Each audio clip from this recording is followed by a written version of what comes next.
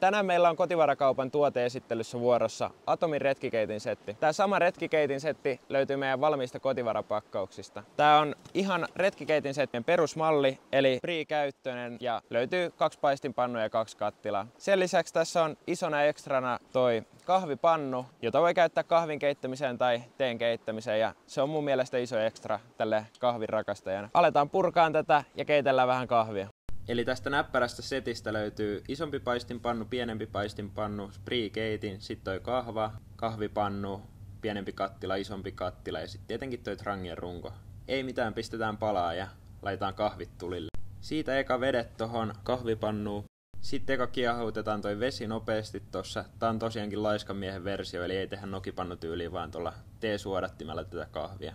Kun se on kiehahtanut, niin laitetaan nuo kahvipurut tohon teesuodattimeen ja teesuodatin tonne kahvipannuun. Annetaan kiehua muutama minuutti. Tää on tosiaankin laiskan miehen tapa, tästä tulee vähän kitkerämpää tälleen. Kahvit kuppiin, kun on kiehunut hetken ja sitten vaan maistelee. No niin, pistetään testiin retkikeittimellä tehty kahvi.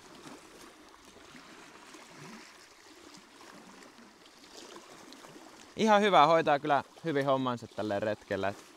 Ehkä joku tummapahtoisempi kahvi voisi sopia tähän paremmin, joten valkakkaa sellainen ja pannupahtoa tosiaankin pitää olla. Kiitos kun katoitte.